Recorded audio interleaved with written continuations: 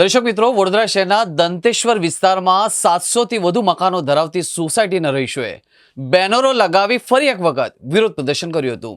સોસાયટીના નજીકમાંથી પસાર થતી રૂપારેલ વરસાદી ખુલ્લી કાચના ગટરના પાણીથી દુર્ગંધ, ગંદકી સાથે મચ્છરોનો ઉપદ્રવ અને ચોમાસામાં સોસાયટીમાં ભરાતા પાણીથી પરેશાન લોકોએ કાયમી ઉકેલની માંગ સાથે અમરનાથ ઉપવાસની પણ ચીમકી ઉચ્ચારી છે.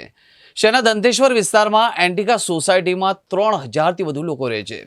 છેલ્લા ઘણા વર્ષોથી રહેતા લોકો નજીકમાંથી પસાર થતી ખુલ્લી કાચમાં વહેતા ગટરના પાણીની દુર્ગંધથી હેરાન પરેશાન છે. અગાઉ પ્લેકાર્ડ સાથે વિરોધ પણ દર્શાવ્યો હતો અને હવે આ વિસ્તારનો વિકાસ ક્યારે તેવા બેનરો લગાવી વિરોધ પ્રદર્શિત કર્યો છે. સ્થાનિકોની એક જ માંગણી છે કે કાચની સફાઈ સાથે ખુલ્લી કાચ બંધ કરી કાચમાં દૂષિત પાણી ઠાલવવાનું બંધ કરવું જોઈએ. એ દરમિયાન સોસાયટીમાં પીવાના પાણીની પણ સમસ્યાને લઈને પણ મહિલાઓએ કોર્પોરેશન સામે આક્રોશ પણ દર્શાવ્યો છે. સાથે સાથે આ રૂપારેલ વરસાદી કાચ પર દબાણ પણ કરવામાં આવ્યું છે. જે દબાણના કારણે હાલમાં જે પૂર આવ્યો હતો ત્યારે કાચ ઓવરફ્લો થતાં પાણી લોકોના ઘરમાં ઘૂસી ગયા હતા. સ્થાનિક લોકોએ વારંવાર કાચ પરના દબાણો હટાવવામાં લેખિત અને મૌખિકમાં કોર્પોરેશનમાં રજૂઆત કરી છે. ધારાસભ્યોને પણ રજૂઆત કરી છે, કાઉન્સિલરોને પણ રજૂઆત કરી છે, છતાંય કામગીરી થતી નથી. દબાણના કારણે કાચ સાંકળી થઈ છે, જે વહીવટીતંત્ર માટે દર્શક મિત્રો આ એક બહુ શરમજનક વાત છે. આ દર્શક મિત્રો, વડોદરા શહેરના દંતેશ્વર વિસ્તારમાં આવેલા દર્શનમ એન્ટિકા ઓનર્સ કોઓપરેટિવ હાઉસિંગ સોસાયટી આવેલી છે. ઘણા બધા લોકો ત્યાં રહે છે અને ખાસ કરીને અહીં વરસાદી કાચ જે પસાર થાય છે, વર્ષોથી આ વરસાદી કાચ ઉપર દબાણો છે અને દબાણોના કારણે સ્થાનિક લોકોને હેરાનગતિ પણ થાય છે.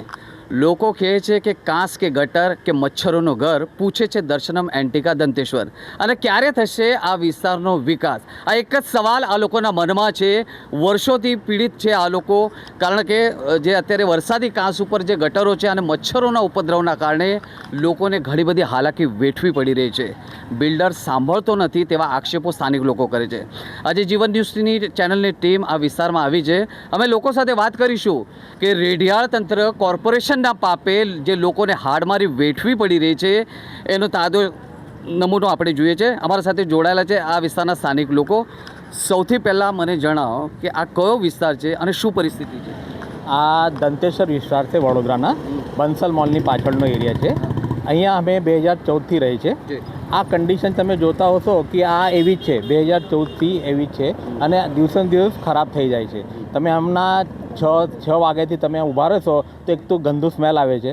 સવારે તમે 5 વાગે ઉઠીને પણ ચાલવા જાઓ છો તો એકદમ ગંદુ સ્મેલ આવે છે. આના લીધે, સ્મેલના લીધે અમારી બધી સવારે ચાલવાની પ્રવૃત્તિ બધા સિનિયર સિટીઝનની ખરાબ થાય છે. બીજું, આ જે ગેસ નીકળે છે આનાથી અમારી બધી એસી ડેમેજ છે. કોઈ પણ તમે ડિસ્ટ્રીબ્યુટરને પૂછો કે દંતેશ્વરમાં એસી લગાવવા જવાનું છે તો પહેલાં કહેશે ભાઈ ગેરંટી નથી. બીજું, આ મચ્છરનો ઉપદ્રવ તમે જો હમણાં કેટલા બધા મચ્છર આજુબાજુ, તમારા કેમેરા પણ જોઈ શકો કે ભાઈ ઊભા નહીં રહી શકતા 2 મિનિટ પણ. આ છેલ્લા 5 વર્ષથી ચાલે છે. વરસાદ પડે એટલે અમારે ત્યાં 4 ફૂટ સુધી પાણી આવે જ છે, 4 ફૂટ સુધી. મને જણાવો કે વિસ્તારના જે ધારાસભ્યો છે કે કાઉન્સિલરો છે એ શું કરે છે? એ અમને પાણી ભરેલું હોય તો 4 ફૂટ 2 દિવસ સુધી કોઈ આવ્યા નથી. અમે કેટલી રજૂઆત કર્યા.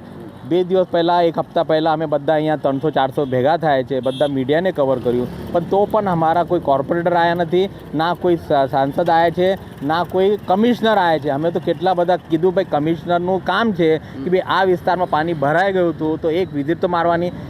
એન્જિનિયર પણ હોય છે, કમિશનર હોય છે, આ લોકોની જવાબદારીમાં આવે છે કે ભાઈ આ વિસ્તારમાં પાણી ભરાય છે તો એક વિઝિટ મારવાની હોય કે ભાઈ અહીંની જનતાને શું તકલીફ છે. મારો બીજો સવાલ છે તમને કે જેવી રીતે અત્યારે વડોદરા મહાનગરપાલિકા દ્વારા જે અત્યારે સાફ સફાઈની જે ઝુંબેશ હાથ ધરાય છે, એક બાજુ વિશ્વામિત્રી સાફ સફાઈ થઈ રહી છે, તો આ નાળું કેમ નથી સાફ થતું? એકચ્યુઅલી એની અંદર અમે ઘણી બધી વખત રજૂઆત કરી છે, પણ એ લોકો આ એરિયાને અને સ્પેસિફિકલી આ દંતેશ્વર વિસ્તારને ટોટલી ઇગ્નોર કરી રહ્યા છે. અમે આટલી બધી વખત રજૂઆત કરી, પાણી ભરાયું, ઇવન અમે 1 અઠવાડિયા પહેલાં જે આટલી બધી મીડિયાને બોલાવીને મુહિમ કરી તો પણ એ લોકોના પેટનું પાણી હલ્યું નહીં. અને 3-4માંથી એક પણ કોર્પોરેટર હોય કે કોઈ પણ મ્યુનિસિપલ કમિશનનો અધિકારી હોય, કોઈ પણ એ વિઝિટ કરવા પણ નથી આવ્યા. મને જણાવો, બિલ્ડર શું કહે છે? એકચ્યુઅલી અમારા બિલ્ડરને તો હેન્ડઓવર થઈ ગઈ છે સોસાયટી. નહીં, આ બિલ્ડર શું કહે છે કે જેણે દબાણ કર્યું છે તેવા આક્ષેપો છે તમારા, એ શું કહેવા માંગે છે? ઓકે, હવે આની બાજુમાં સુંદરમ સ્કાયલાઇન અને પાછળ દર્શનમ બ્લીઝની બે સાઇટો આવી છે. સામે અવધની પણ સ્કાય હાઇટની સાઇટો આવી છે. ત્રણેયની ઓફિશિયલ સાઇટ ઉપર અને રેરા ઉપર આ કાચની જગ્યાએ એનો ઓફિશિયલ રોડ બતાવવામાં આવ્યો છે. એટલે કે અહીંયા 9 મીટરનો 18 મીટરનો રોડ બનશે. તો જો અહીંયા રોડ બને એવું જો એ લોકોને કહેવામાં આવ્યું હોય તો પછી અહીંયા કાચ કેવી રીતે, અને જો આ કાચ હોય તો પછી એ લોકોને રેરાની અંદર રોડ તરીકે પરમિશન કેવી રીતે આપી છે? મને જણાવો અત્યારે કે જે પરિસ્થિતિ અત્યારે તમે જે લોકો ગુજારી રહ્યા છો તો એના માટે શું કહેવું છે? પરિસ્થિતિ તો અત્યંત દયાજનક છે. તમે આ કેમેરામાં પણ જોઈ શકો છો. કાચની જે હાલત છે એટલી ખરાબ છે કે આમાંથી આવનારા ચોમાસામાં એટલી બધી તકલીફો ઊભી થવાની છે. કેમ કે નીચે માટીના અને કચરાના થર જામ્યા છે. ખાળકુવાના ટ્રક આવીને આ બધું પાણી, બધું ગંદકી અમારા કાચમાં ઢાલવે છે, જેના લીધે કાચમાંથી વહેતું પાણીનો જે ફ્લો હોવો જોઈએ બંધ થઈ ગયો છે. અને જો આ ક્લીન ના કરવામાં આવી તો આવનારા દિવસોમાં ચોક્કસ ને ચોક્કસ અહીંયા હવે લાસ્ટ યર તો 5 ફીટ સુધી પાણી ભરાયું હતું. આ વર્ષે 7 to 8 ફીટ પાણી ભરાશે. ઘણા લોકોને ઘર વખરીનું અને એમની કાર ડેમેજ થઈ ગયેલી, એટલું બધું નુકસાન થયેલું. છતાંય અમારે ત્યાં કોઈ પોલિટિકલ લીડરશિપ, જેમને અમે ખોબે મત આપ્યા છે, એ કોઈ આવવા તૈયાર નથી, કોઈ હાલ પૂછવા તૈયાર નથી. અને અમારી એક જ ખાલી આ લોકલ પોલિટિશિયન્સને, કોર્પોરેટરને, MLAને રજૂઆત છે, કમિશનરશ્રીને રજૂઆત છે કે અમારો જો એક જ પ્રશ્ન છે કે આ વિસ્તારનો વિકાસને માત્ર વિકાસની જ વાતો અમે કરીએ છીએ અને એ વિકાસ થવો જ જોઈએ. કેમ કે અમે એઝ અ સોસાયટી અહીંયા દર વર્ષે ઓછામાં ઓછો 2.5 થી 3 લાખ રૂપિયા વેરો ભરીએ છીએ અને પર્સનલ ઇન્કમ ટેક્સ અલગ. 777 ફેમિલીઝની આ દયાજનક કન્ડિશન છે અને અમારો એક જ પ્રશ્ન છે કાઉન્સિલરને કે અમારી મદદે ક્યારે આવશો? મને જણાવો, ધારાસભ્ય શું કરે છે? મારો અત્યારે જુદું છે. હું 78 યર્સ ઓલ્ડ છું. આ પહેલાં અમે લોકો સિટીની અંદર પેલેસની સામે કુંજ પ્લાઝામાં રહેતા હતા. બટ સિટીની લાઈફ જોઈને એમ થયું કે આપણે એકાંત સારા વિસ્તારમાં જઈએ. એટલે 2000માં જ્યારે અહીંયા જોવા આવ્યા તો બહુ જ સરસ હતું. એ હિસાબે અમે અહીંયા બુકિંગ કરાવ્યું. હવે છેલ્લા 5 વર્ષથી આ જોઈએ છે, કાચમાં પાણી ભરાય છે, વાસ મારે છે, બધું છે. મારે એક જ વસ્તુ કહેવી છે કે હું સયાજીરાવ ગાયકવાડના વખતમાં મેં જોયું છે કે ગાયકવાડ પોતે બગીમાં ફરવા નહીં કરતા, આખું બરોડા ફરતા હતા. અને જ્યાં પણ એમને ગંદકી લાગે તો તરત ત્યાંના વિસ્તારના જે કંઈ ઓફિશિયલ્સ હોય તેને, તો શું આપણા કાઉન્સિલર કે કોઈ જોઈ નહીં શકે આ રીતે? અમારે આ રીતે ભેગા થઈને રજૂઆત કરવાની જરૂર છે. એમણે બે રાત્રે આવીને જોવું જોઈએ, તો ખરું કહેવાય. બરાબર? એટલે આ સંદેશો કમિશનર સુધી પહોંચે એવી અમારી ઈચ્છા છે.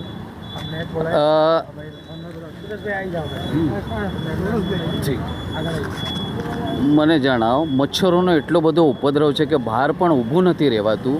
આ રેઢિયાળ તંત્ર જે કોર્પોરેશનનું છે એને ખબર નથી પડતી.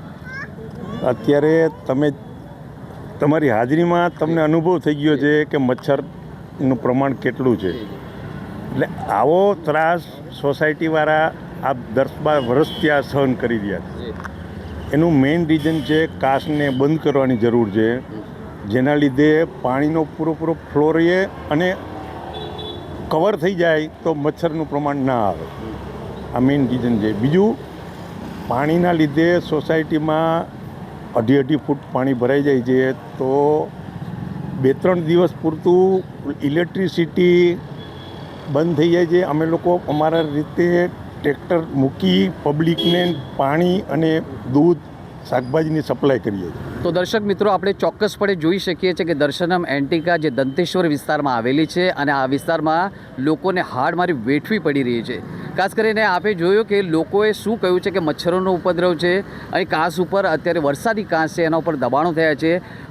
ખરેખર વર્ષમાં કોર્પોરેશન પાસે એક આખું વર્ષ પડ્યું હોય છે કે પ્રી મોન્સૂન કામગીરી થવી જોઈએ, પણ પ્રી મોન્સૂન કામગીરીને થઈ નથી. હવે નજીકના જ મહિનાઓમાં વરસાદી સિઝન ચાલુ થશે ત્યારે ચોક્કસપણે કહી શકાય છે કે આ વરસાદી કાચ ઉપરના જે દબાણો છે એ હટાયા નથી. વરસાદી કાચ ભરેલી છે એટલે ચોક્કસ કહી શકાય છે કે હવે જ્યારે પણ વરસાદ આવશે, વરસાદનું સિઝન ચાલુ થશે ત્યારે ફરીવાર આ વરસાદી કાચ ભરાઈ જશે અને લોકોના ઘરોમાં પાણી ઘૂસી જશે. ત્યારે આ રેઢિયાળ તંત્ર કોર્પોરેશનના પાપે લોકોને જે હાડમારી વેઠવી પડી રહી છે, લોકોએ પોતાની વેદના ઠાલવી છે. મચ્છર એટલા બધા ઉપદ્રવ છે કે અત્યારે રોડ ઉપર ઊભા નથી રહી શક્યા અને ખાસ કરીને આ મચ્છરોના કારણે લોકો ઘરદીઠ માંદા પણ પડ્યા છે. આ વિસ્તારના લોકોની વેદના ખરેખર સમજવી જોઈએ, વિસ્તારના ધારાસભ્ય સમજવી જોઈએ, વિસ્તારના કાઉન્સિલર સમજવી જોઈએ, પણ આ સાંભળતા નથી. ખરેખર આ શરમજનક બાબત છે. કેમેરામેન નરેશ ગોહિલ સાથે હું નંદુ ભોસલે, જીવન ન્યૂઝ ચેનલ, વડોદરા.